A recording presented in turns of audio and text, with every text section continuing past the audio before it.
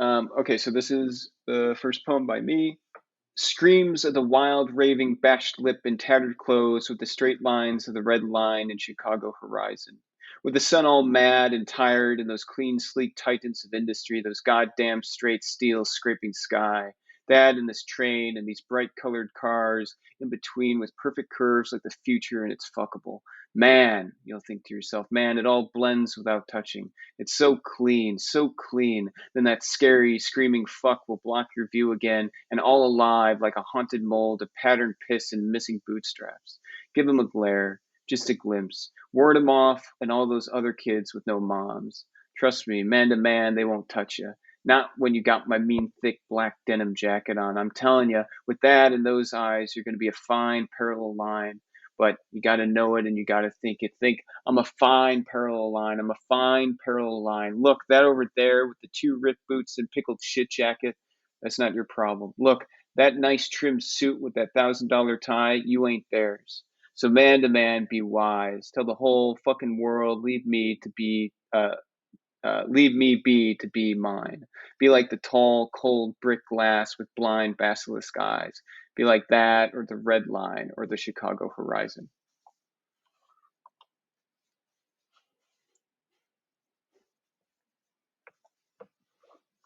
And that is it.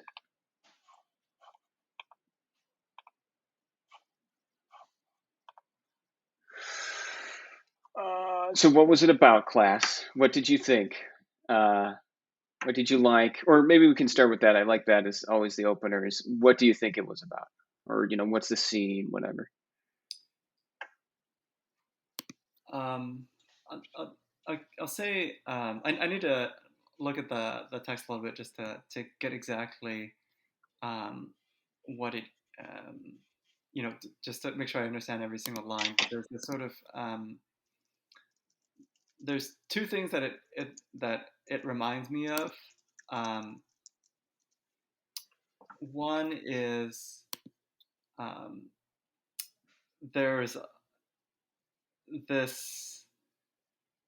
It reminds me a little bit of The Adventures of Augie March by Sal Hmm. Bello. I don't know if you read that, but I mean that's a book by a Chicagoan um, about being a Chicagoan, and it has this sort of like um, there are parts of it that are sort of breathless, um, where the narrator is talking about life in Chicago, and in this sort of um, almost sort of mythic mode, but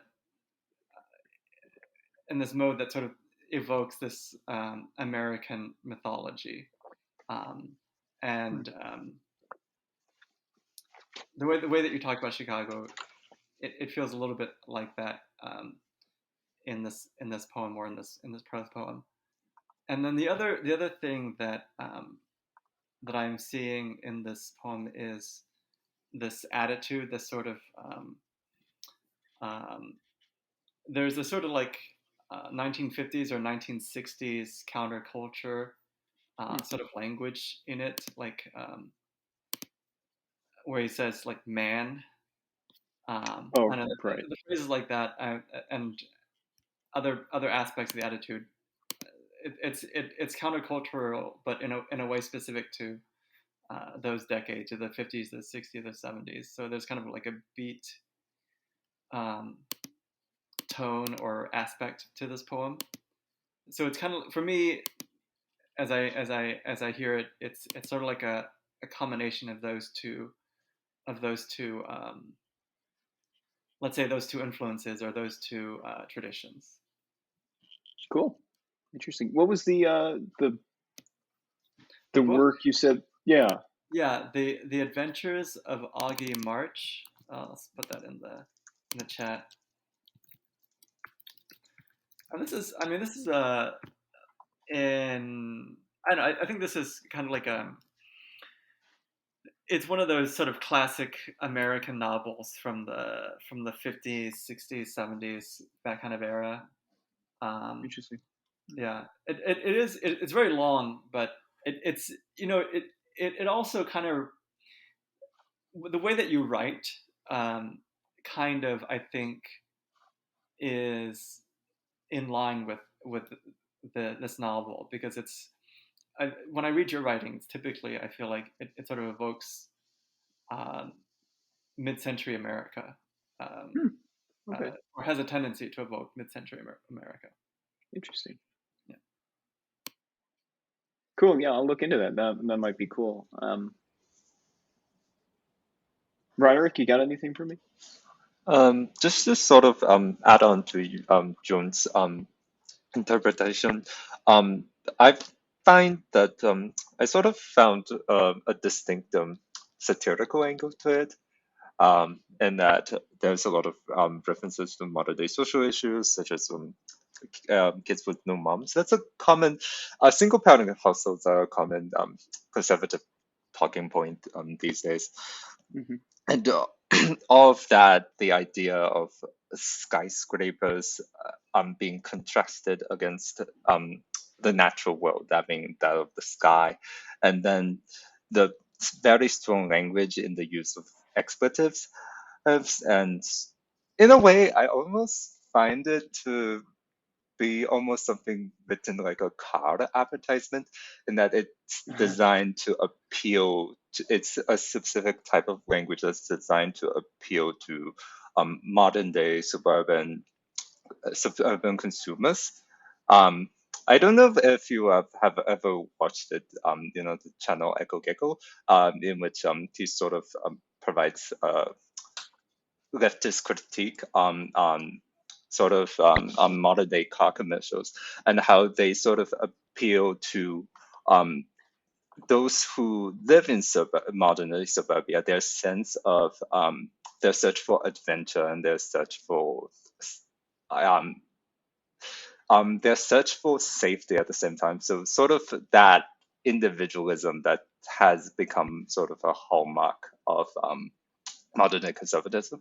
Um, Hmm. so I was able to mainly pick up that, so that satirical angle of sort of mocking these type of language. Yeah, that's what you said was very close to the intention. So that's awesome to hear. I'm especially with yeah, everything you pretty nailed, especially when you said that there's this weird mixture with essentially consumerism and safety. Um, and stuff like, the contrast between the natural world and the skyscrapers, so on and so forth. That makes me very happy that those themes were caught on, um, because that was the gist of it. If I could ask, unless you guys have more comments, um, No, go ahead. Go ahead. what? Oh, you're good. Yep. Okay. So the title, which I didn't give till now, is "Man to Man on the Red Line." And I like what you said, John, where it does feel like it's kind of this. It is slang. I didn't really think about it, but the man, no one says man anymore. So, um, uh, and that kind of, at least in my experience, Yeah, um, and there's yeah. other things too. Like I'm looking back at it, and there's you mentioned um, like the thick black denim jacket. I know denim, like I so that immediately makes me think of like a black leather jacket. I know that the denim and leather are not the same material, but Mhm. um, no, the style feels, or the way that the style is talked about feels a little bit older than like 2022. But Right. continuing with what you're saying. Essentially that or posing a question, man to man on the red line, right? Who is this narrator talking to? Is that at all picked up? Is he monologuing to himself, or is he talking to someone?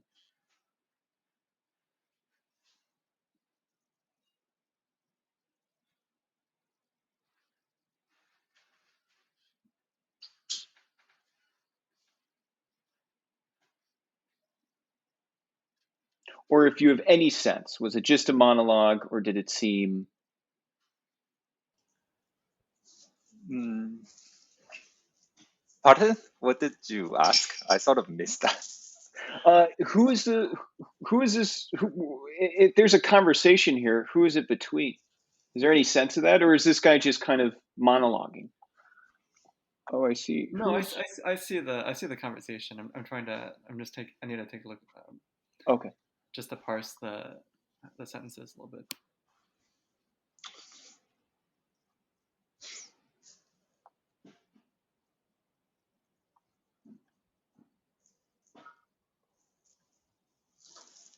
To me, it mainly feels like an appeal to the audience because these type of really heightened language you don't often see in dialogue. Right. Yeah, and the claims made here is specifically um, let's see.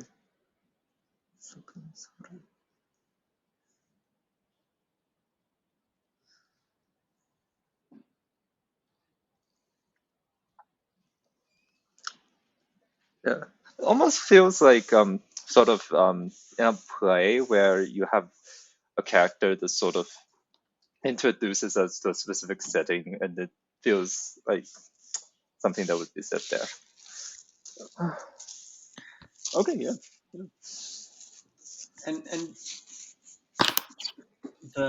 I mean so Roderick, what do you think about the speaker? Because like um, the speaker in my head, I imagine it as being very beat, like just a beat, like I don't know, like is dressed like um, Jack Kerouac or something, or I don't know. This will sound bad. Definitely someone who's I very almost imagine the Fonz, like Fonzie from Happy. Not that the fans Fonz, not that the Fonz is like this, but the Right. beats Right. Right. like us in. I don't know. I actually don't even Is know. is it the rhetoric, or is it the, or how should I put it? Because I wanted to maybe this, I don't know enough about beat poetry, but it is, or like what its tone is, or Yeah, even what it yeah, is really. yeah. But But also, I mean, there are specific. I mean, there's like I said, like man. There, I mean, that's a word that's beat, but also goddamn, like God. Where's goddamn in this? those goddamn straight steel scraping sky. Yeah, yeah, exactly. And goddamn is also is that, and that strikes me as like very sort of like mid-century. Like I don't think people say goddamn anymore. It's because partly Maybe as a because meme. Yeah. I Yeah. think partly because people are not as religious anymore. As you know, you actually goddamn is something that like a Christian person would say. Someone who believes in God would say goddamn, whereas someone who doesn't really believe in God doesn't say it as much. I think, but also Yeah. I Probably. think of it a lot. Almost the book that I remember where goddamn happens the most in is The Catcher in the Rye. That's sort of the book I associate with having a Right. lot of goddams in it. And that's also sort of mid-century.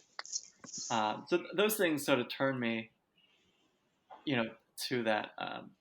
But also, I mean, like there there are things. There is sort of a cadence that strikes me as very beat as well, or sort of at least this counterculture of that time. The way of speaking seems to match to match that in the cadence. Yeah. I think what I was. Oh, okay. So I'm looking up how I would say it. So I looked up beat poetry after looking up how I would describe this prose. I went for what I would call like jazz prose. So tons of Yes. alliteration, Yeah. and it's like you can say it and you feel it as you're saying it. It's got a very distinct beat, right? Yeah. Screams of the wild, raving, bashed lip and tattered clothes with the straight lines of the red line, Chicago horizon, like something that kind of has a beat to it. So Yeah, I would totally agree. And I looked that up, and it's like, what's a beatnik poem? And it's after I wrote jazz prose. So um, I think you're nailing it on the head. I was definitely going for that. But I mean, do What was you what do you have an idea for the time of this piece, or I do you want to keep it to my the vague?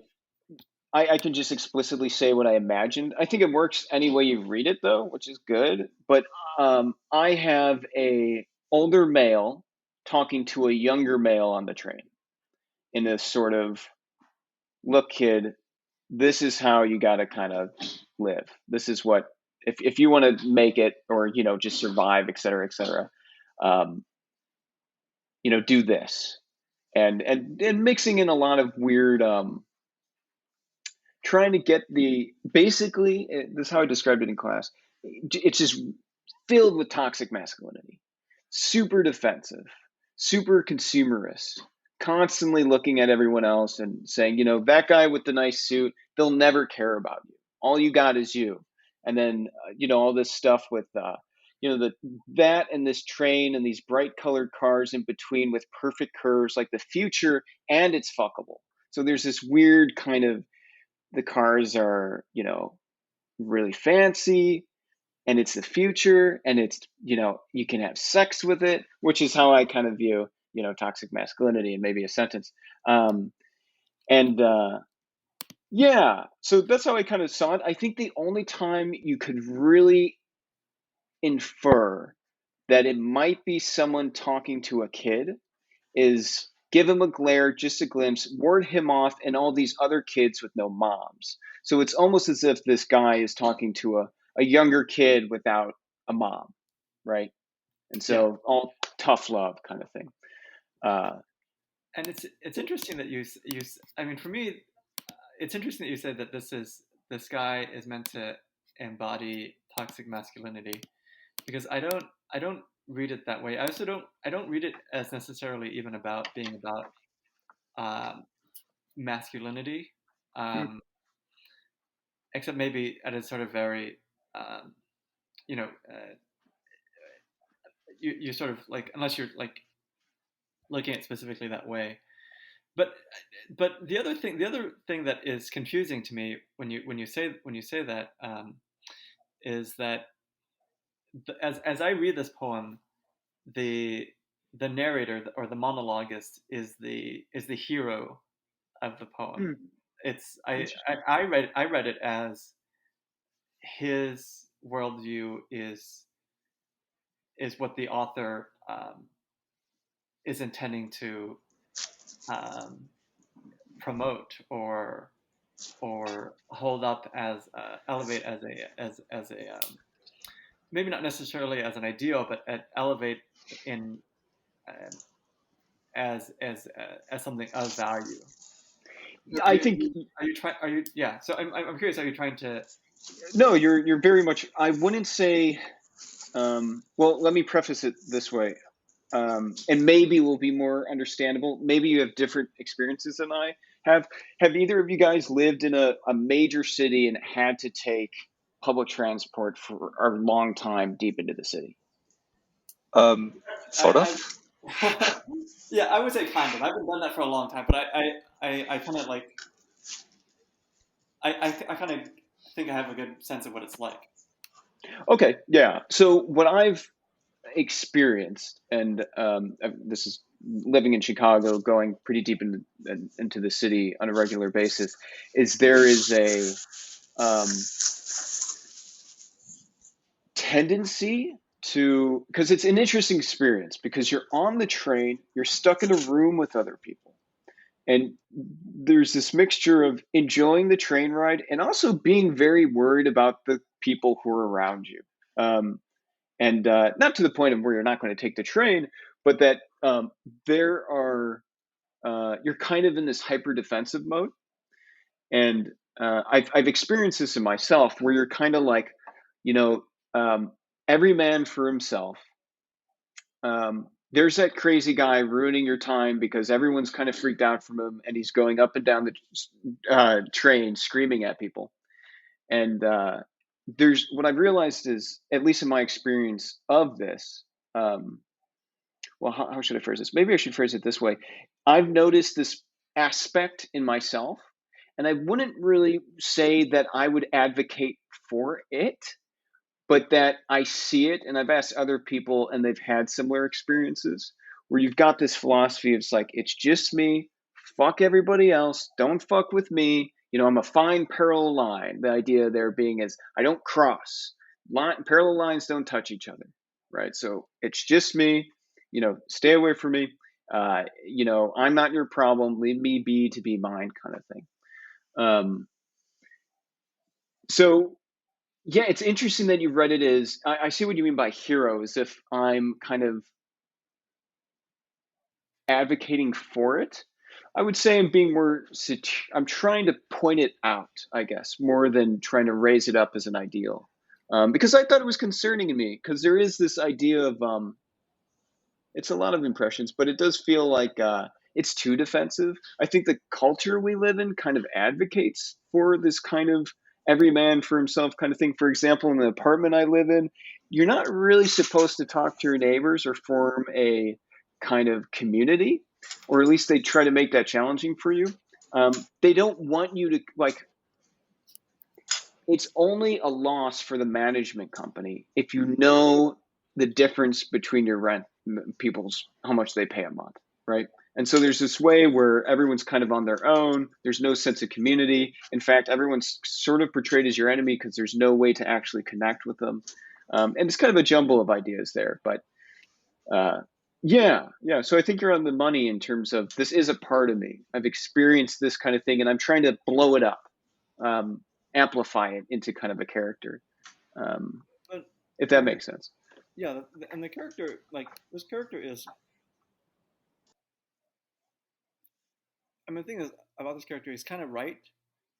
Like, I mean, there are aspects of him um, that are sort of socially critical in the way that you would expect um, someone to like that would be like an average reader would be like on board with. Like he's against these goddamn like these titans of industry, and he's against these goddamn straight steel. I'm misreading this. These steel skyscrapers. Mm-hmm. He's critical of of the sort of I guess the excesses Oh, interesting. of I see. consumer culture. Like It's he's against. funny. Yep. It's funny that you say that. I totally see that now. I actually intended those sentences to be praising.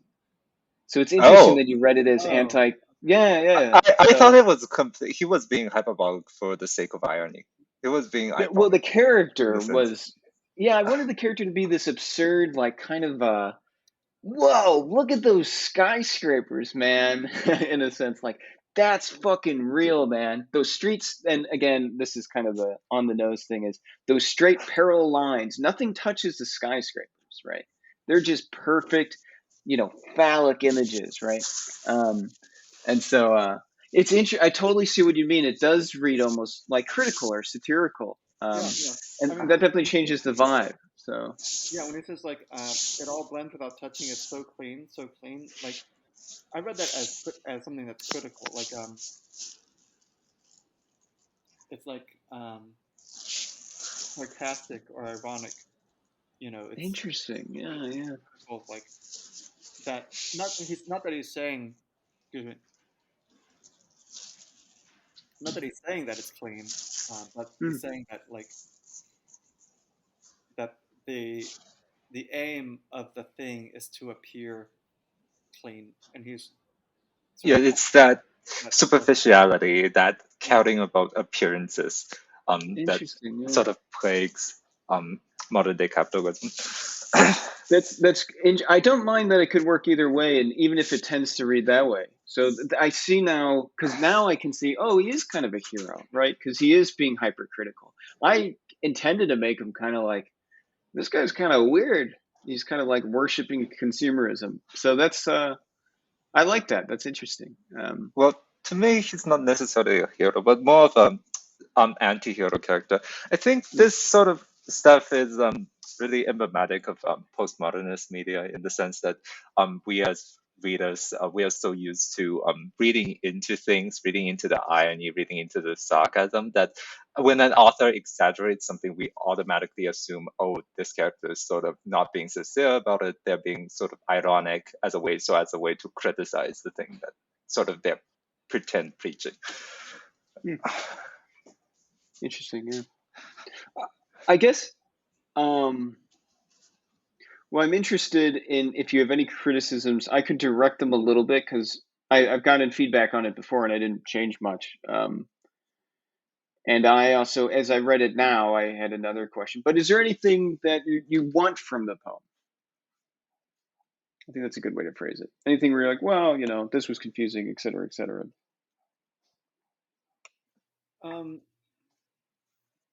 I think I don't get the sense that there is a resolution.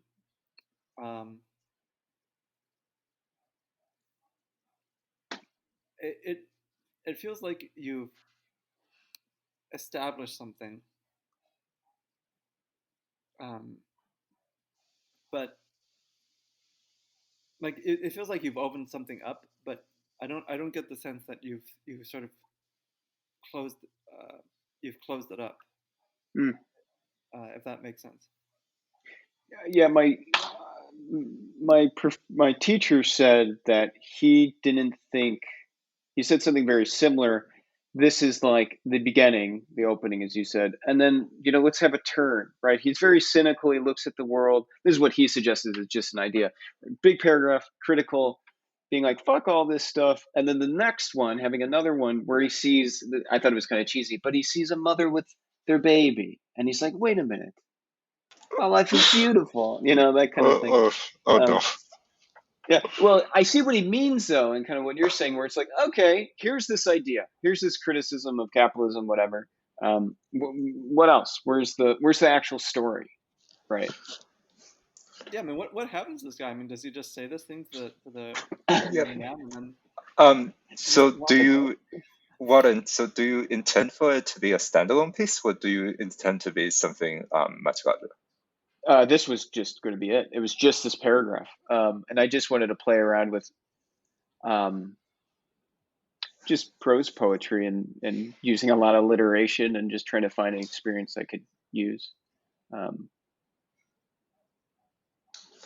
I guess I tried to finagle an end by referencing the beginning, which is what I kind of, the poem I looked at from, what's her name? Ida Lehman or something, where she does this where, it's a little paragraph and the beginning talks about grass or something. And then the last sentence talks about grass. So, be like the red line, the Chicago red line, and the first sentence mentions it. And so that was me trying to be like, yeah, it's done. Reference the beginning, that signals an end, but not quite. So I'll think about that. Did you have anything more on that, though, Roderick? I don't mean to cut you off. Well, I feel like not everything needs to have a resolution because these days, again, the sensibilities of modern media is to have a complete narrative arc. So sort of like if you're going to introduce a character, you're going to finish this character's arc in one form or another. But it doesn't have to be like that because I don't think real people are like that. See, not everybody sort of learns, sort of goes on a hero's journey throughout their life and sort of live through it and come out a changed person. So I think it's fine as a standalone, though for the last part specifically, you use basically you use war as a coordinating conjunction twice, and I feel like that sort of drops the beat a little bit. I don't know if that was intended, but to me it just felt a little bit like a drop the mic moment, but there wasn't that much impact. Where was this? Because that's important to me to keep the beat. But the last line. Oh, okay. Yeah, be like that or the red line or the Chicago horizon. So that repetition of war especially when you have it, you have word sort of just Oh, I not see what you're saying. heading its own clause for word the red line. There's no comma there, but then you get a pause on word the Chicago Horizon. I feel like that sort of drops a bit. Okay, yeah, that's good to know. And yeah, sorry, I didn't mean to cut you off, Roderick. Oh, yeah. I was just finished with my thought. Yeah. Um, uh, Sorry. I said it. Yeah. Okay, yeah, I dig it. I was going to ask, reading it now, I think you're right about the aura thing, definitely. And I feel the latter half is a bit. I was going to say I like that you mentioned, and this was kind of my rebuttal of, I wasn't really interested in making, like, as you can tell by my teacher being like, well, let's help them find some beauty in the world as kind of a resolution, and I'm like, well, that's not. I don't really want him to. I'm fine with just kind of raising up the ugly part. That was kind of my intention, like this critical, when I wrote it, wanting him to be kind of a toxic guy or something, whether right or wrong. I just wanted to kind of bring that up. So I'm happy you said that. Although maybe I could find a way to still kind of find a resolution. But uh, in general, as I read it here, another criticism they gave me, and one I'm seeing now, it just kind of goes a little too long. It's a little too, like, it gets kind of awkward with the kind of direct. But you got to know it and you got to think it.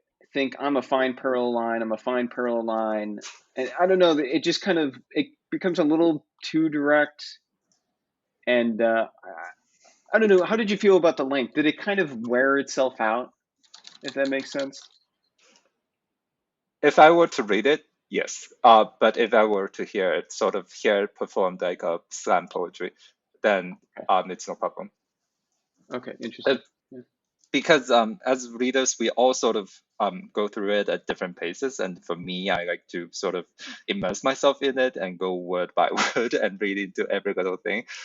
So Okay. that way, the pacing can become an issue. Okay. But as you read it, I thought it was perfectly fine. And okay, maybe this line, I'm glad, that's good to hear. And I think you're right. I do want it to be read out loud because you miss a lot of the alliterations if you don't. And then that kind of loses the feeling. But so man to, I just can't stop like kind of cringing at this. So man to man, be wise. Tell the whole fucking world, leave me be to be mine. That doesn't come off a bit. Maybe it's because I'm saying it as opposed to the character, if that makes sense. But there's something about the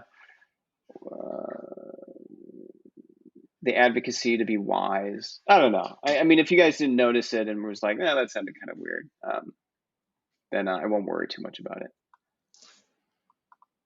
So, I mean, one thing I want to say, Warren, is that the I don't think this piece can really. I think it's a good one. I think it's a good length. I don't think it goes on too too long. But I mean, also you need for it to be a certain length to to establish the language and to Oh, okay. establish the tone. It takes time to. It strikes me that it would take time to establish the language and tone, and then Interesting. Okay.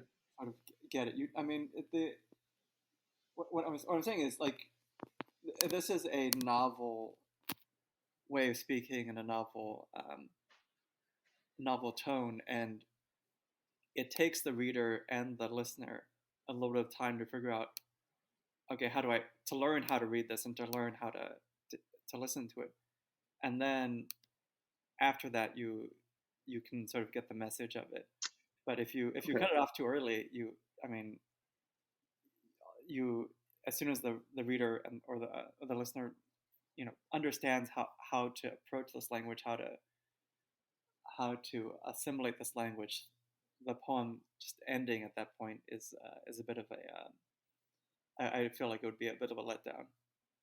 Okay, nice. That's very helpful. I like, because I have the image of the character in my head. I don't need that ramp up. So it's interesting to hear that. That makes a lot of sense. Yeah. Yeah, I Cool. agree with John, especially on that point. In that diction, mood, and tone are the three literary elements that needs a lot of time, a lot of page space to be established. So it's very important that you take your time if you want the reader to get that fully. Whereas if you don't give them much, they sort of readers will use their own experiences to fill stuff in, and Mm. sometimes it's not what you intend. Okay, great. That's super helpful. Well, I feel better about it now. Where's my pen? I'm gonna write that down real quick.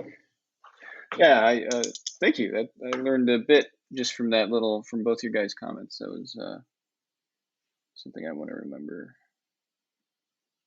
Because as a reader, I've read plenty, but I've never, it's funny when you hear something that you've kind of known, but you've never been able to articulate. And that was very useful. Ramp up to voice. And what did you say, Roderick? It was diction, tone. You had a nice, concise way to Diction, tone, and mood need a lot of page space in order mood. to Yeah. be communicated effectively. Nice, awesome. Well, I'm pretty content. Oh, one last thing, very quick.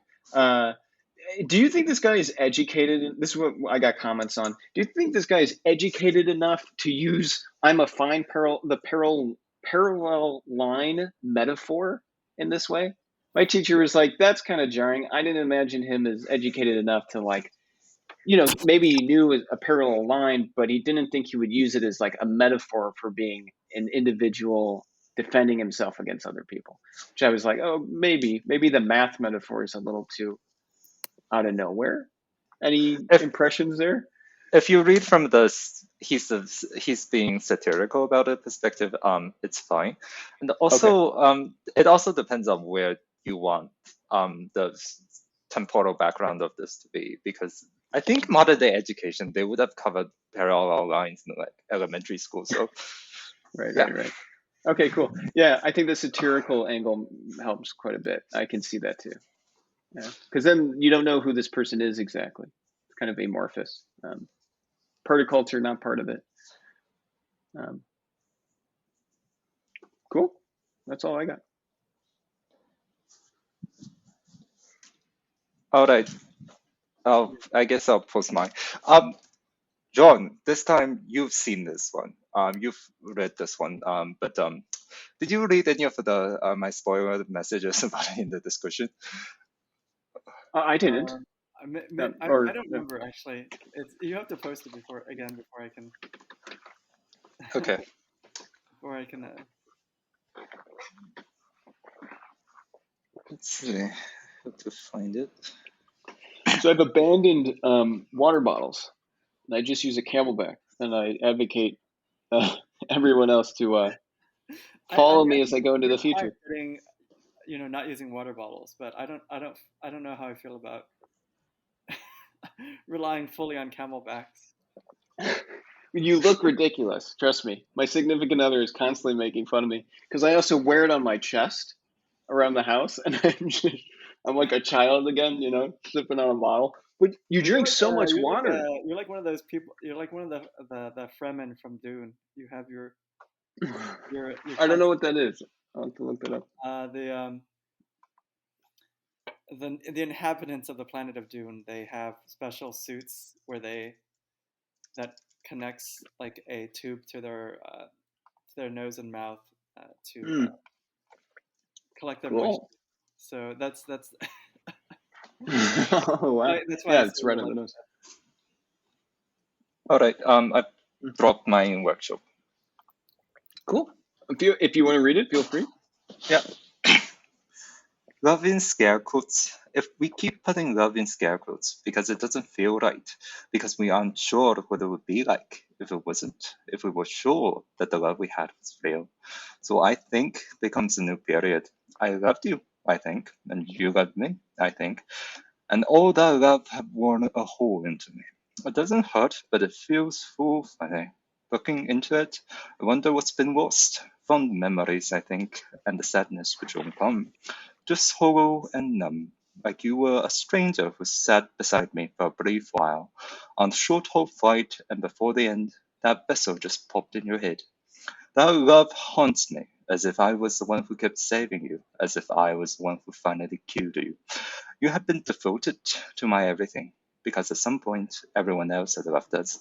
An ex-best friend ghosted, a sibling estranged, because they had more important matters to attend to. An old employer let go, a spouse irreconcilably different.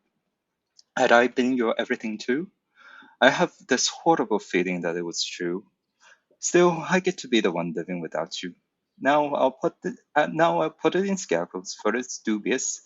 But I want to say that I loved you, but I feel like I should say that I miss you. After all, I didn't even have the opportunity to say goodbye. But I hope that, well, I know that you're not suffering anymore.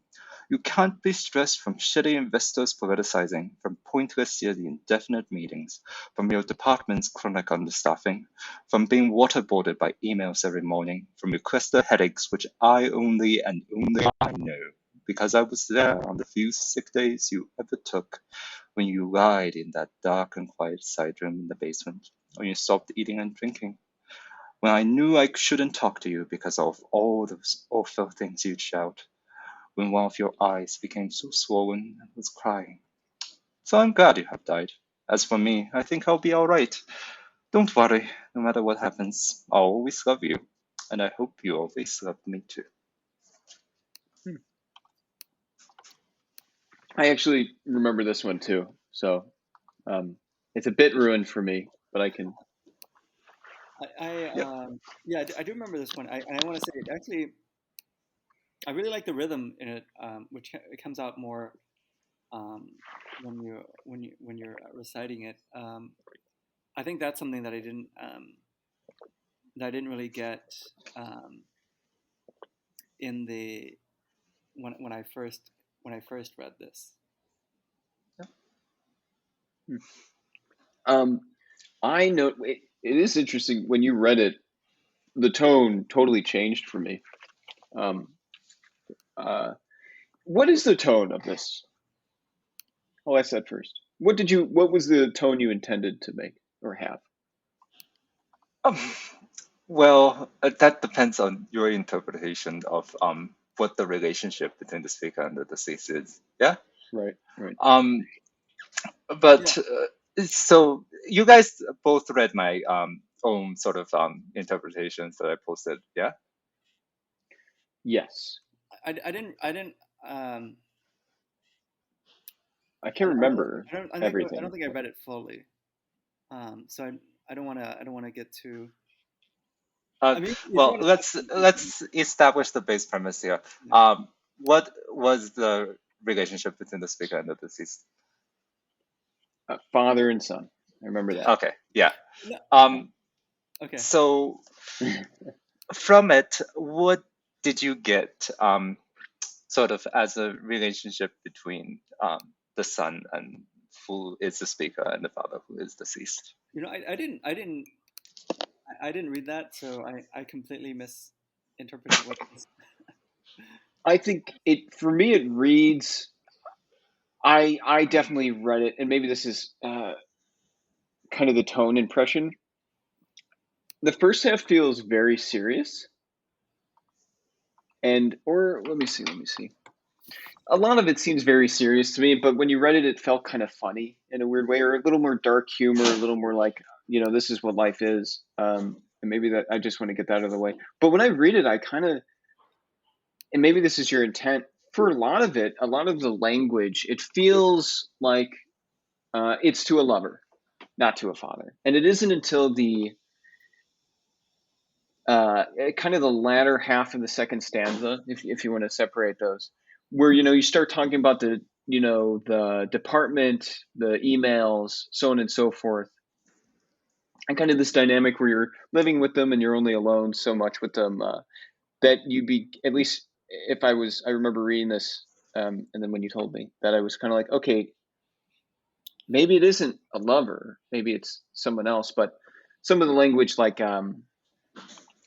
your everything, that's something I would associate very much to a lover, as opposed to a sick father that you would have to take care of. But I also, I've had experience with this a very sick um, parent, and they do become your everything. So I also understand that, not necessarily in a good way, like in a, I'm the only Yeah. person here. Yeah, yeah. Sorry, that was kind of all over the place, but Yeah. John, do you have anything to add to that before I sort of pull the Yeah, curtains back a little bit? yeah, and I also read it the same way that Warren did, which is towards to like a romantic interest, um, and the reason why I mean the reason why I think I thought that was my impression was that putting love in square quotes, putting love in scare quotes, to me that is a when people put love in sorry, when people put the word love in scare quotes, that's a phenomena that happens um, sort of exclusively in romantic, with respect to talking about romantic love rather than about, for example, familial love, which um, I think is pretty much never never expressed in scare quotes. Um,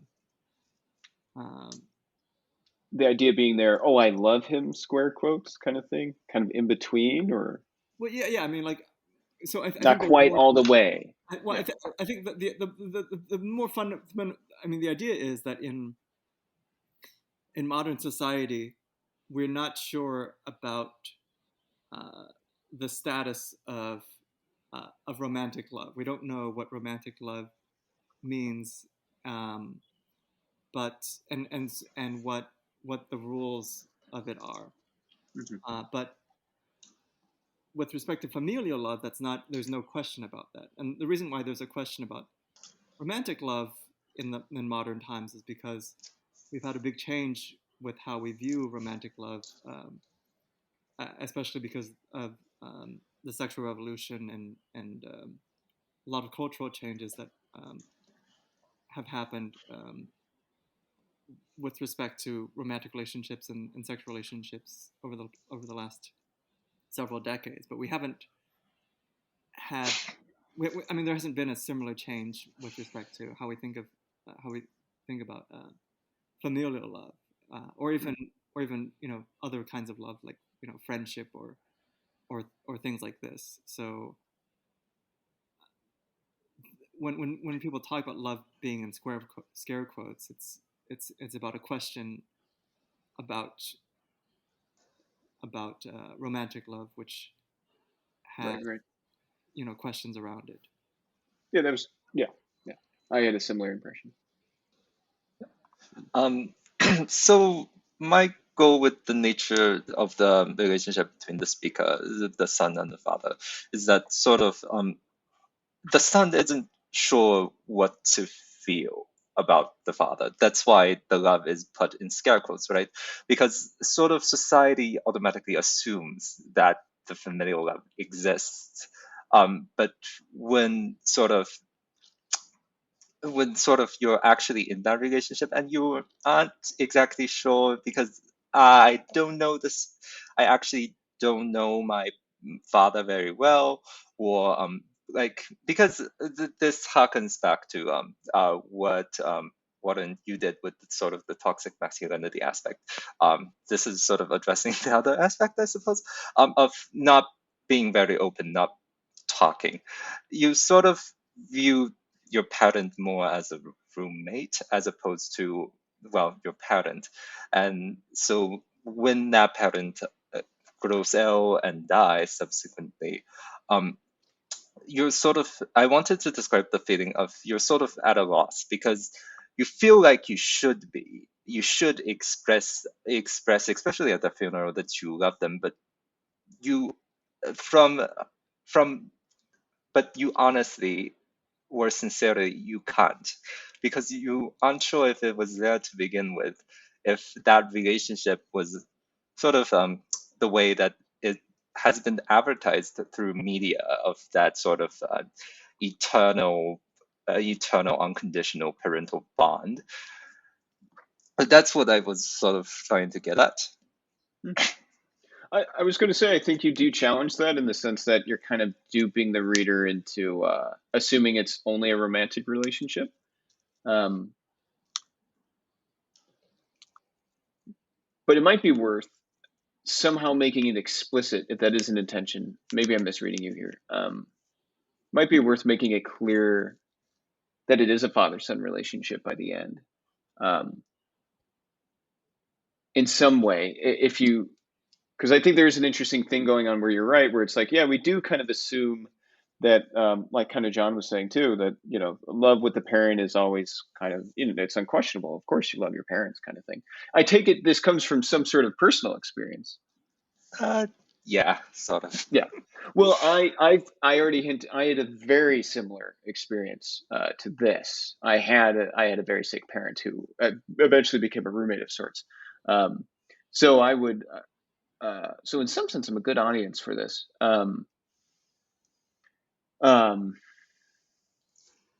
I would agree with you. I like the challenge that's going on here, and I understand the ambivalence very well that you're talking about. So for whatever that's worth. Where you're really not sure who the hell that person was, right? You're like, well, that was, yeah, a whole bunch of stuff. Yeah, that in the middle of the poem, I sort of very vaguely gestured at it with you had been defaulted to my everything. So the idea of a default is being when you can't pay back a mortgage, sort of you default. So that being sort of obligated, because I'm there for you, because I'm the only person who is there for you, because you have literally no one else. So therefore you are I am your everything, and I don't have anybody else. Therefore you are my everything. So that sort of relationship. Yeah, I think I would, even there, I did read that as just, the romantic vision took over, and I just assumed that both individuals were in that situation, right? Instead of a parent who has nobody else becomes defaulted to their children's everything, for what it's worth. Yeah. I on that note, near that, I do like what you did here with the form where you kind of break an ex-best friend ghosted, a sibling estranged because they had more important matters to attend to, an employer let go, et cetera, et cetera. I like that break, right? Because they're even removed from the main. Visually, you're telling the reader they're even that much more removed from the situation that they're not in line with the rest of the poem. So that was clever. I like that. Yeah, and that's supposed to be sort of a general hint, especially when I was talking to Uwe about it, in the sense that sort of the first line is referring to all the people in the son's life, and the second line is referring to all the people in the dad's life, and it's sort of meant to be a very subtle hint to nudge you into the direction. Oh, maybe these two people are sort of have a drastic age or generational gap between them, and that's supposed to lead to sort of like a parental relationship. But it's a little bit too vague, isn't it? You might be expecting a little too much from the reader, yeah. Because again, I'll just kind of like, I'm just I've already assumed a scenario, and unless there's a big break that's very explicit, I'll probably like kind of fudge everything into the scenario I've already decided on. But I did get that sense that, well, like, it's hard to say because this time I read knowing it was a father-son relationship, so I picked up on it here. Yeah. And so the tone, I don't know about you, John. I remember first reading it and being like, this is a very heavy poem. Like, this feels very heart-wrenching, uh, just in my kind of the mind's eye, so to speak, or whatever you would call that, the little voice in my head. But when you read it, it seemed to have, and maybe it was because you're performing it that the tone was changed a little bit, but it seemed a little more, like I said earlier, um, what does "c'est la vie" mean? Such is life? Is that what it is? Something like that. "C'est la vie." Yeah, It kind of this like, not yay saying, but like, yeah, you suffer. There's kind of a humor. Was that intended at all? Yeah, in a way, it is. So sort of, it's the own way. It's part of the speaker's sort of. It's part of the son's character. Well, from besides the relationship, so that leads to my next question. So besides the relationship, so what impressions does this poem or eulogy leave you of the speaker?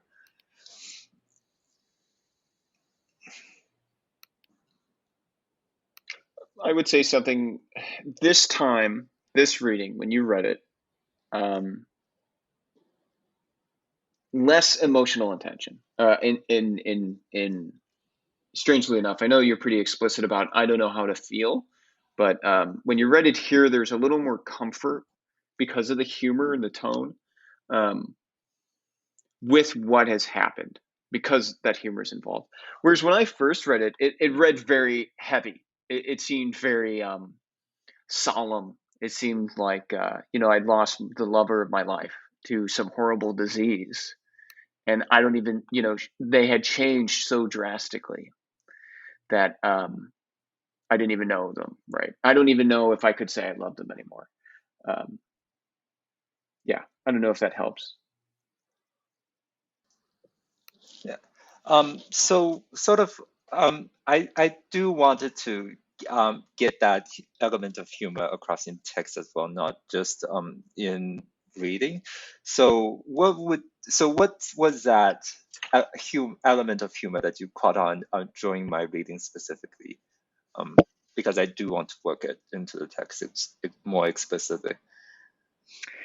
I gotta say, John, I don't know if you have a different impression. It really was the tone of your reading. I think there's so much in here that, because, like, look at the second to last, or technically third to last, like, line. Don't worry, no matter what happens, I'll always love you. Scare quotes. Depending on how you read that, like, really changes the tone. Don't worry, no matter what happens, as opposed to like, don't worry, no matter what happens, I'll always love you.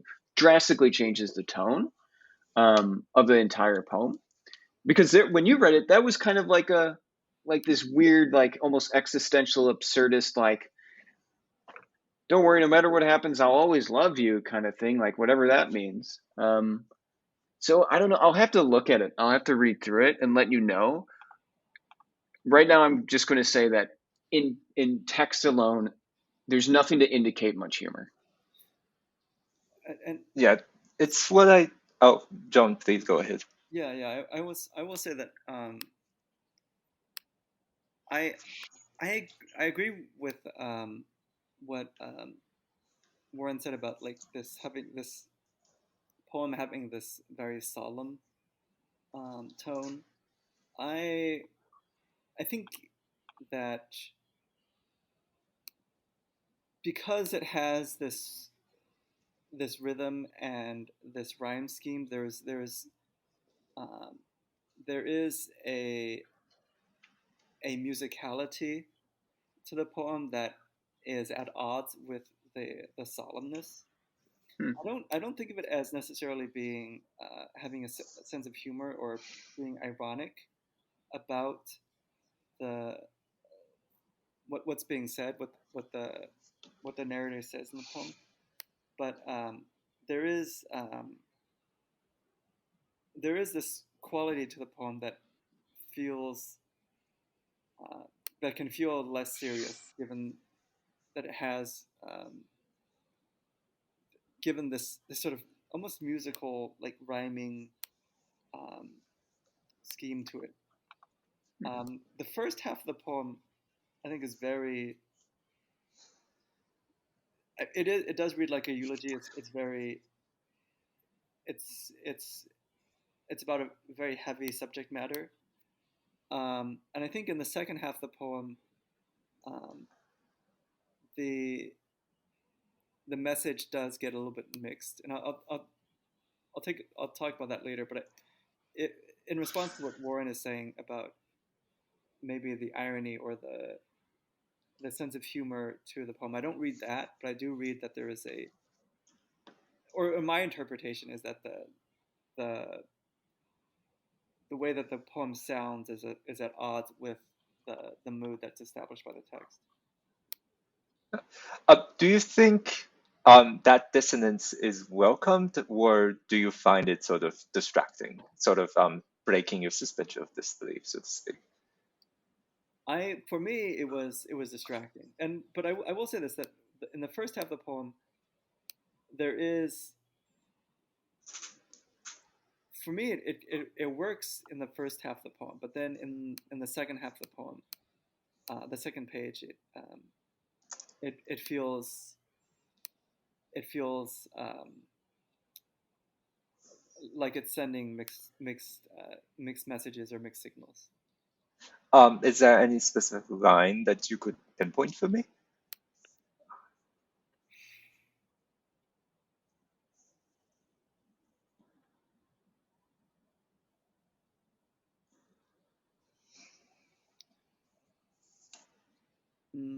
Let me see.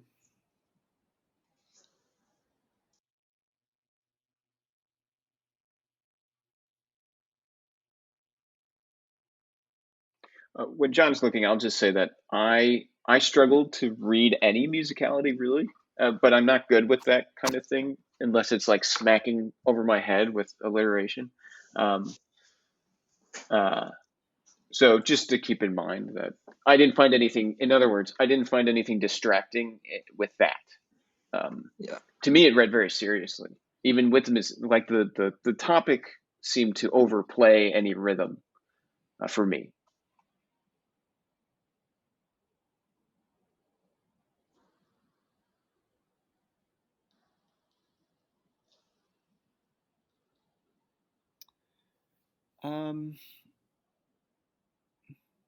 So I'll say um, I'll say the things that do. There are a few places where you end words with where you end a line with either with a rhyme or with a repetition of a word that achieves the same effect as a rhyme. So on the second page, you have this line: "I have this horrible feeling that it was true. Still, I get to be the one living without you." Um, and then, but I want to say that I loved you, but I feel like I should say that I miss you. But I hope that, well, I know that there's I, I I don't know if I'm if I'm getting if I'm let me see, if I don't know if I'm getting exactly the right spot, but there's something about those lines, or about not maybe not even in those lines specifically, but something about the second half of this poem that is just um, there's this feeling that that it's like rhyming, or that that the rhythm is um, is almost playful. Yeah, I do for the part. If you just look at the first word in each line, you do see that there's sort of the chord structure breaks down because um, basically where I would put one, for example, preposition clause, I put four, and that just keeps repeating and repeating and repeating. It's not necessarily rhyming on the last word, but it's sort of weirdly it's rhyming on the first word in that it's adhering to the same chord structure. Yeah. And and that my intention with that is to sort of make it a distinct flow to it as you read it. So then once you go from one to the other, you sort of carry on that image that eventually paints an entire scene. But yeah, I do see how that could be a little bit distracting because it's a little bit quirky, for the lack of a better word. I I see it done in a lot of Chinese poetry, but I don't generally see it in English poetry. So it might be that aspect of it that's sort of causing a breakdown. Interesting. Yeah. And then finally, well, for the speakers aspect, Uwe had a very hard time with this, so I'm curious to hear you two's opinions on this. So the fifth to last line. So I'm glad that you have died. What was your do you think what was your interpretation of that line? If there's any, or you just found it very jarring, very out of place, that Yeah, sort of that I thought was, immediately broke your yeah, suspension that, of disbelief. to be honest, yeah, that one I thought was didn't work for me in this one. It it reads to me as not, um it doesn't match with what else is said up to that point. Um it's there's something about it that is, um just, what is it? It's the wrong, it's just the wrong thing to say, whereas before, um there the speaker is at least, I think most of the time, you know, fairly eloquent about these feelings, and then at this point, it's something that is a phrase that is so easily misinterpretable that it Mm. is the that it is the just is the wrong thing to say at that time, irrespective of whether there is a justification for it. Yeah, it's so easy to misinterpret what that means, that it's something that just, for So, that reason alone, is the wrong thing to say. do you think it's so it's not necessarily the sentiment that you're glad that they have passed away because they don't suffer anymore, but rather the form of that sentiment? So I'm Yeah, glad you yeah, have yeah, died. Okay. yeah. Like, yeah. So I mean, if there is a way to express that, like if the sentiment is, yeah, I'm glad you don't have to suffer anymore. That's a perfectly valid sentiment to feel, but expressed that way, uh, it it's so, for me, it's so plainly the wrong way to express that sentiment. I, But also, I mean, it would be out of character for, I think, for the speaker to say it that way, right? Like, it's, yeah, I kind of read it as I didn't find it too jarring. I can see that. I think, and Roderick, maybe this isn't your intention, but um, and this is my own kind of projection on the poem because I've had a similar experience to this. There is this, maybe this is too kind of ugly of a thing to say, but when you are dealing when you are defaulted to someone's everything, it's a pretty bad scenario. So I understood the sentiment as both, I'm glad you're not suffering anymore, and I'm glad I don't have to be there with you anymore. Like it gets that dark where you just can't take on their suffering anymore. So I don't know if it was meant to be dual, kind of like the darker, wrong thing to say, the kind of like, yeah, you're my parent, but I'm glad you're dead. This is over. I don't have to bear your cross anymore, so to speak. Whether or not that was intended. So I Yeah, didn't mind it. Yeah. yeah, I was trying to get at the idea that sort of when someone's really sick and when someone's really suffering, you sort of, your entire life revolves around them. And there's sort of like this black hole that you can't really escape from, and you just keep orbiting them day in and day out. And they really do become your everything, right? At every moment, you're worried about them in some form or Hmm. another. And so that when they do eventually pass on, there's that really eerie sense of relief. And that's Hmm. supposed to sort of play into the humorous element in that, yeah, you sort of finally get that sweet relief of, I don't have to deal with this anymore. I don't Yeah. have to sort of essentially trying to prop this person up when I've been like sort of giving them a piggyback throughout my whole life for them. Yeah, and I think in a weird way, because so much of the poem is kind of about, well, I think it's a nice way to emphasize the both sides. Like that you are someone having to take care of someone is not a fun thing. So I didn't mind it, and there is a little bit of really, really, really, really dark humor in there. That so maybe it comes out there.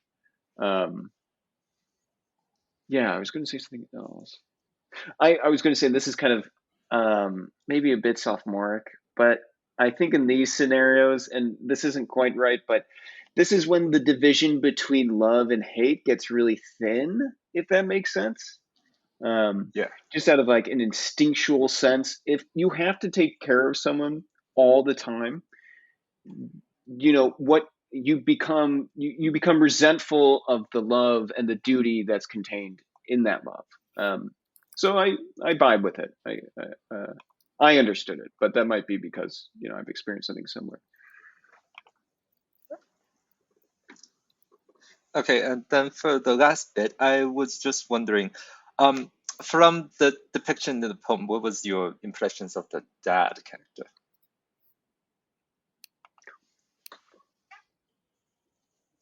Well, at first I thought he was a woman, but I've already said that. But other than that,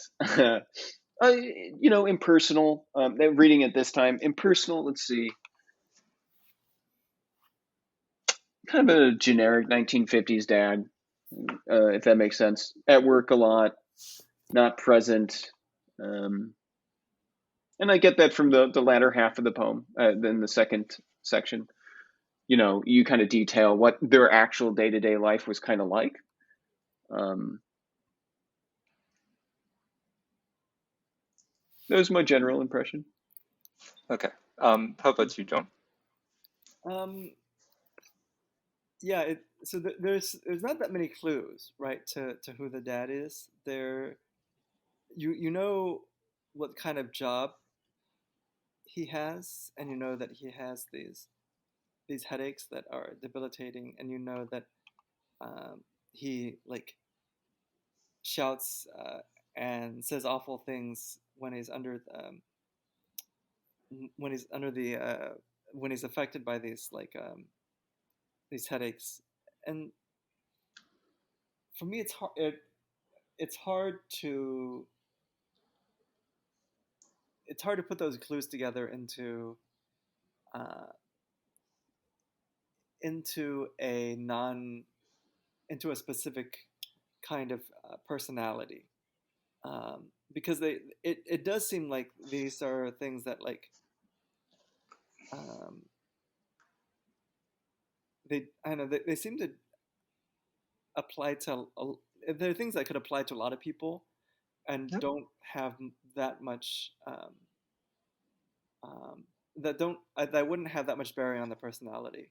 I feel like, um, yeah, I think the best and most honest answer to your question is that I don't have an impression of who the of who the dad is. I will say this. I think that in this uh, in this story, the relationship between the father and the son is actually um, pretty good. Um, because I mean the they the son actually knows about the father's life and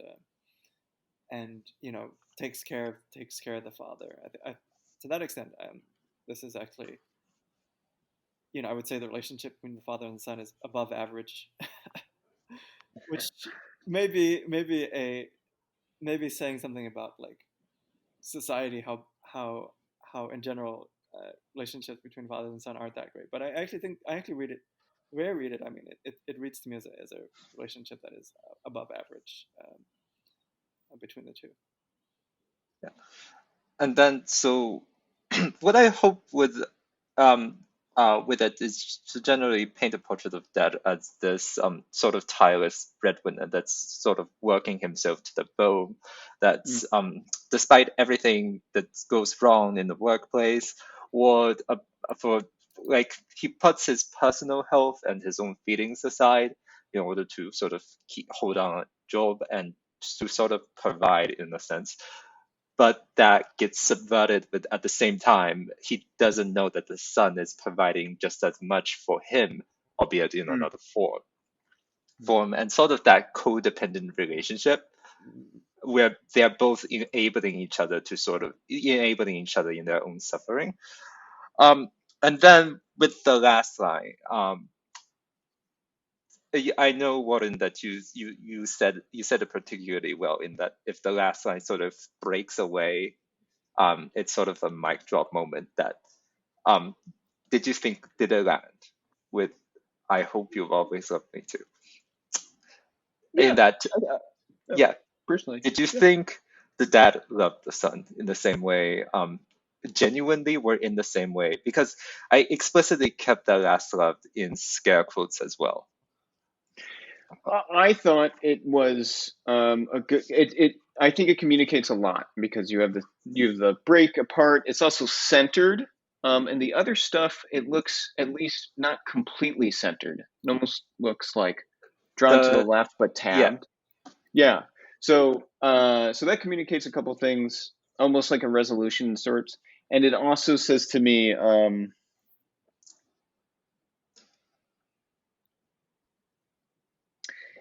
in that one line, I think it's effective because it kind of condenses the whole kind of what would you call it? Kind of musing on the nature of love in a way that's both humorous and also sincere. Like I do, fuck, that was fucked up, but I do hope you love me.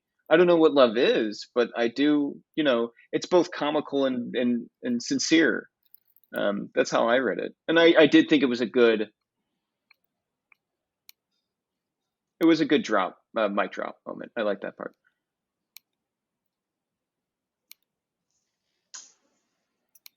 I don't I don't know how to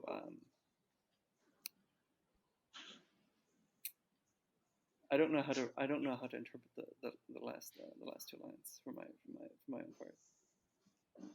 Um, yeah. To me, how should I put it? It's the whole poem seems to be, not to say the whole poem, but there's this emphasis on the how what constitutes as love in certain scenarios becomes really complex to kind of denote, and kind of what you said at the beginning with just romantic relationships, and uh, and so instead of being either or, right? Oh, it's either, we don't know what it is or we do. It's kind of both at once. So I don't know if that helped at all, but obviously Roderick can probably do a better job with that. But Um, yeah. So uh, the the last line I was intending to sort of be an sort of a outward projection, because the son feels all this resentment. There is something that Uwe always also remarked to me about, is that slight element of guilt in that I, mm, although I hold so much sort of resentment towards you and so much uncertainty as to whether or not I'm actually capable of loving you or not. Um, the son sort of tosses the question back to the dad, even though dad technically isn't there to answer it, in hopes that the dad sort of feels the same way as the son do. So in a way that the dad did not love the son sincerely, in a more traditional way. mm. He sort of The son is hoping that the dad loves him just as much as he loves his dad. Do you sort of Yeah, yeah. Yeah, so there's that concept to sort of relieve the son of his guilt, is to sort of, oh, although I can't even say that I love you without adding the scare quotes on, um, I hope that you treat me the same way, you regard me the same way. You will say I love you to me with scare quotes on as well. Well, because if you didn't, then this harkens back to the beginning. Because if you did say I love you unironically without any scare quotes, indication of ambiguity or equivalence, then I wouldn't be sure of how I am. So sort of that's when loss of identity or that loss of self, because we aren't sure what it would be like if it wasn't. Without the ambivalence, it wouldn't be like sincere, weirdly enough. Right. Okay. Yeah. Yeah.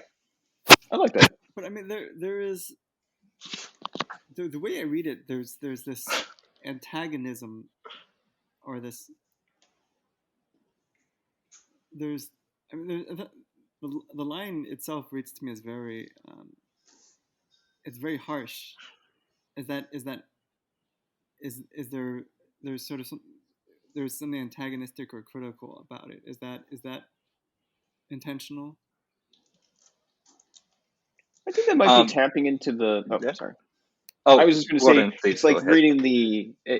It's like catching the resentment aspect of it, and then nothing else. I see how you're reading it like that, and I hope you always loved me too, kind of thing.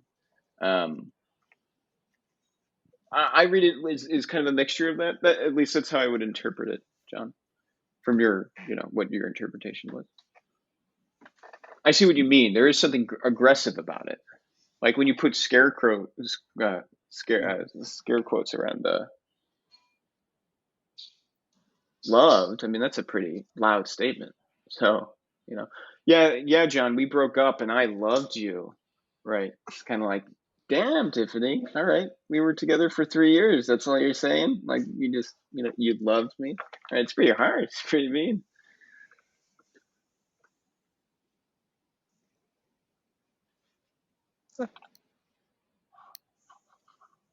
All right.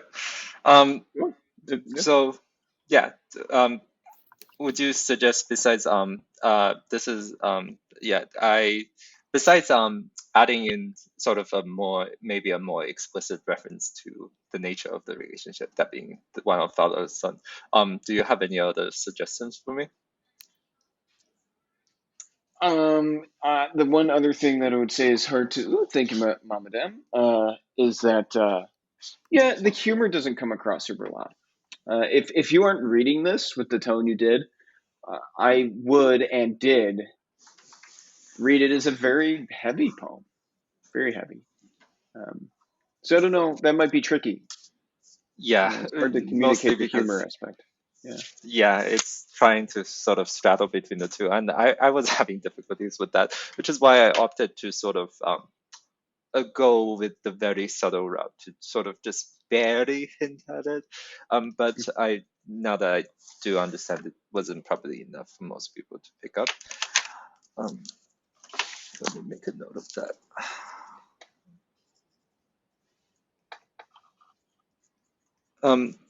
John, do you have any suggestions for me, or nothing? Sorry. No.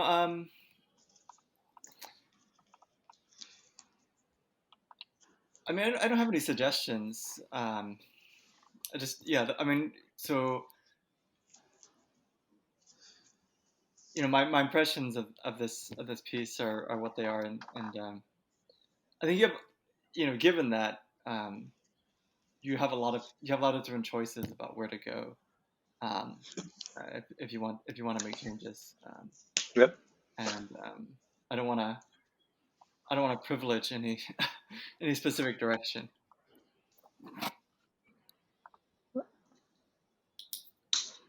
All right.